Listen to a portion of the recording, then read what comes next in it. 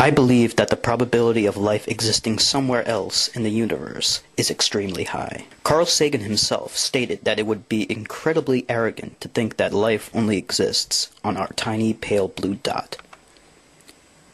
The fact is, there are hundreds of billions of galaxies in the universe. In each galaxy exists hundreds of billions of stars. These stars are surrounded by planets, moons, and asteroids. The universe is brimming with the potential for life existing somewhere.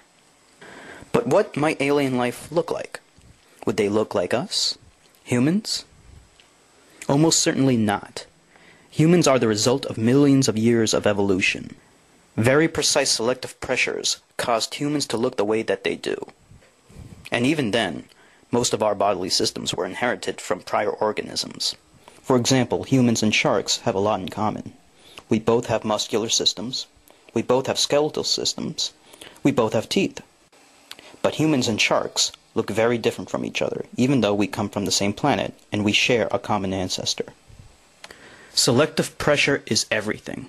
For example, on our planet, there is a selective pressure for cuteness. Cute animals and humans are more likely to survive long enough to reproduce because they elicit emotions from others who want to protect them from harm, even though normally they would easily be slaughtered by less amicable life forms. An alien life form would come from a different planet, with a much different environment, different selective pressures, and no common ancestor.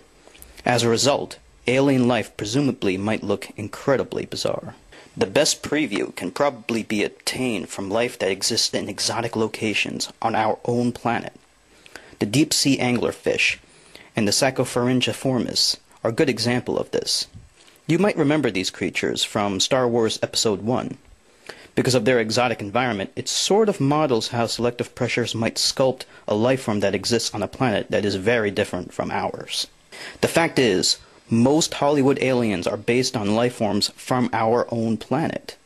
Deep-rooted fears that people already have of certain animals, such as insects or arachnids, are reflected in sci-fi media. But what would alien life really look like? Well, it all depends on what type of life forms they are. Even if they are carbon-based, their appearance can range from something that looks like a bacteria to something that looks more like a fungus. But it doesn't have to be carbon-based. If it were silicon-based, it might resemble a rock. Maybe there are some aliens that are ammonia-based and live inside the depths of gas giants. But let's stop for a moment and consider what would the implications be if alien life forms did happen to look like us. Or maybe doesn't necessarily look like us, but shares similar genetic information. That indeed would be a remarkable discovery. In order to understand ourselves, we must look outside of ourselves. If an alien life form existed that shared similar genetic information as ours, it could mean a number of different things.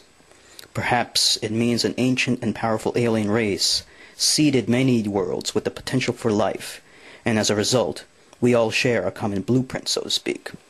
Or perhaps the explanation is more naturalistic. Maybe the potential for life is formed in outer space and is seeded to different worlds through cosmic impacts. But wouldn't the impacts destroy the seeds of life? Perhaps.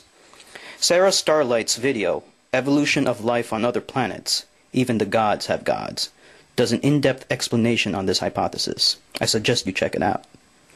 Regardless of that, however, the fact remains that discovering alien life could provide insight into our own origins and give us an idea of how life began on Earth. The gifts that alien life will bring earthly science is astounding. However, we are currently only dealing with unintelligent alien creatures. What about intelligent life?